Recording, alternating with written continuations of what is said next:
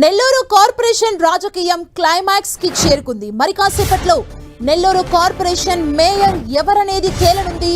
Mayor ఎన్నిక నిర్వహించాలని జిల్లా కలెక్టర్ ఇటీవల ఎన్నికల సంఘం ఆదేశించింది. దీంతో ఇవాళ మేయర్ ఎన్నికకు అన్ని ఏర్పాట్లు పూర్తి చేశారు అధికారులు. మాజీ మేయర్ శ్రవంతి తన పదవికి రాజీనామా చేయడంతో ఇన్ఛార్జ్ మేయర్ గా రూప్ కుమార్ యాదవ్ 70 రోజుల పాటు పాలన కొనసాగించారు.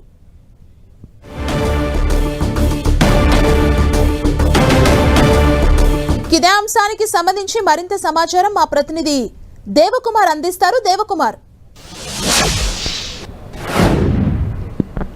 సుమా, నెల్లూరు కార్పొరేషన్ మేయర్ పదవికి సంబంధించి ఈరోజు ఎన్నిక జరగనుంది. అయితే ఈ నెల 12న ఎన్నికల సంఘం నోటిఫికేషన్ జారీ చేసింది. ఈరోజు ఎన్నిక జరపాలని నోటిఫికేషన్లో జారీ చేయడంతో దానికి సంబంధించిన ఏర్పాట్లన్నీ కూడా పూర్తయ్యాయి. అయితే ఇప్పుడే కొద్దిసేపటి క్రితమే దీనికి సంబంధించిన కార్పొరేటర్లు, అదేవిధంగా ఎమ్మెల్యే కోటమిరెడ్డి శ్రీధర్ రెడ్డి, అదేవిధంగా ఇన్ఛార్జ్ మేయర్గా ఉన్న రూప్ కుమార్ యాదవ్, అదేవిధంగా అనేక మంది కార్పొరేటర్లు అంతా కూడా కొద్దిసేపటి క్రితమే ఈ సమావేశ మందిరంలోకి వెళ్ళడం జరిగింది. అక్కడ ఎన్నిక జరగనుంది. అయితే మొత్తానికి ఈ కార్పొరేషన్ యొక్క మొత్తం కార్పొరేషన్లో 54 డివిజన్లు ఉంటే 54 డివిజన్లో ఒక డివిజన్ ఖాళీగా ఉంది.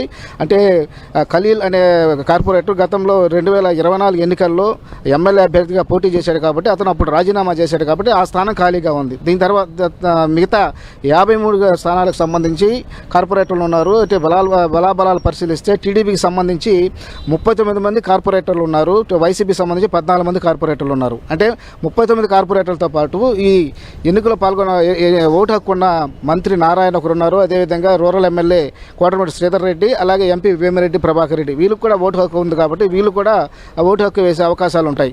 అయితే వైసీపీకి మాత్రం 14 మంది మాత్రమే కార్పొరేటర్లు మద్దతు ఉంది. అయితే ఒక ఎమ్మెల్సీ చంద్రశేఖర్ రెడ్డి ఉన్నారు కాబట్టి ఆయన కూడా ఓటు హక్కు ఉంది కాబట్టి అవి కూడా కలుపుకుంటే వైసీపీ బలం 15 చేరుతుంది. ఈ విధంగా వారి బలాబలాలు ఉన్నాయి. అయితే ప్రస్తుతానికైతే వైసీపీ ఈ ఓటింగ్లో పాల్గొంటుందా లేదా అనేది మాత్రం స్పష్టత లేని పరిస్థితి. అది ఇప్పటికే టీడీపీ కార్పొరేటర్లు అందరూ మాత్రం ఇక్కడ ఎన్నికల్లో పాల్గొనేందుకు వెళ్ళడం జరిగింది. ఇక్కడ ఎన్నికకు సంబంధించి అన్ని ఏర్పాట్లు కూడా అధికారులు పూర్తి చేశారు. ప్రత్యేక అధికారిగా జాయింట్ కలెక్టర్ ఎవరైతే మొగలు వెంకటేశ్వర్లు ఉన్నారో ఆయన ప్రత్యేక అధికారిగా ఉన్నారు. మరికొద్దిసేపట్లో ఈ ఎన్నిక అనేది జరగనుంది. ఈ ఎన్నిక చేతులు ఎత్తే విధానంలో ఓకే చెప్పే విధానంలో ఎన్నిక జరగనుంది. అయితే వైసీపీ మాత్రం అంటే ఇది పాల్గొనకపోయినప్పటికీ వైసీపీలో పాల్గొందా అనే దాని మీద స్పష్టత రానప్పటికీ వాళ్ళు ఇప్పటికే అధికారులను రహస్య ఓటింగ్ పెట్టాలని అధికారులను కోరినట్లుగా ఒక సమాచారం అయితే ప్రచారం అయితే జరుగుతూ ఉంది. అయితే వాస్తవానికి ఈ మేయర్ ఎన్నిక అనేది 70 రోజుల తర్వాత ఈరోజు జరుగుతూ ఉంది. అయితే ఇది డిసెంబర్ 14వ తేదీ అప్పటి మేయర్గా ఉన్న పొట్లూరు శ్రవంతి ఆమె తన పదవికి రాజీనామా చేయడం జరిగింది. అంటే అంతకుముందు కార్పొరేటర్లు సుమారుగా 40 మంది కార్పొరేటర్లు, టీడీపీ కార్పొరేటర్లు ఆమె పైన అవిశ్వాస తీర్మానం పెట్టి ఆమెని పదవి నుంచి దించేయాలనేసి భావించే దానికి సంబంధించి కలెక్టర్ను కలవడం, నోటీసులు ఇవ్వడం కూడా జరిగింది. అయితే త్వరలోనే అవిశ్వాస తీర్మానం పెట్టి ఆమెను దించేసే పరిస్థితి వస్తుంది. అయితే దీని ఆమె అవిశ్వాసం దాకా పోకుండా ఆమె అవిశ్వాసానికి 2 రోజుల ముందే పొట్లూరు శ్రవంతి తన పదవికి రాజీనామా చేశారు. రాజీనామా చేసిన తర్వాత వెంటనే సీనియర్ డిప్యూటీ మేయర్ ఎవరైతే ఉన్నారో రూప్ కుమార్ యాదవ్ అతను తన మేయర్ ఇన్ఛార్జ్ మేయర్గా పదవి బాధ్యతలు స్వీకరించడం జరిగింది.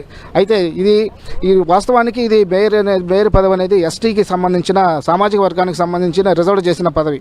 అయితే దీంట్లో పొట్లూరు శ్రవంతి ఎస్టీ మహిళ. ఆమె రాజీనామా చేసిన తర్వాత ఎస్టీ సామాజిక వర్గానికి సంబంధించిన వ్యక్తి ఎవరు కూడా మేయర్ పదవిలో కూర్చోలేదు. అంటే ఇన్ఛార్జ్ మేయర్గా రూప్ కుమార్ యాదవ్ బీసీ సామాజిక వర్గానికి చెందిన రూప్ కుమార్ యాదవ్ ఇన్ఛార్జ్ మేయర్గా కొనసాగుతూ వస్తున్నారు. అయితే దీన్ని ఇది ఎస్టీకి సంబంధించిన పదవి కాబట్టి దీన్ని ఎస్టీకి కేటాయించాలని చెప్పేసి ఇప్పుడు పొట్లూరు శ్రవంతి అదేవిధంగా గిరిజన సంఘాలను కూడా కొంత ఆందోళన దిగాయి. అదేవిధంగా పొట్లూరు శ్రవంతికి కేంద్ర నాయకులను కలవడం, అదేవిధంగా ఎస్సీ ఎస్టీ కమిషన్ కలవడం, అలాగే ఎన్నికల సంఘానికి ఫిర్యాదు చేయడం, ఇలా అనేక పరిణామాలను కూడా జరిగాయి. అంతేకాకుండా రిలే నిరాహార దీక్షలు కూడా చేశారు. అంటే ఎస్టీ సామాజిక వర్గానికి సంబంధించిన వ్యక్తులకే ఈ పదవి ఇవ్వాలని చెప్పేసి అనేక ఆందోళన నిరసనలు కూడా చేసిన పరిస్థితి.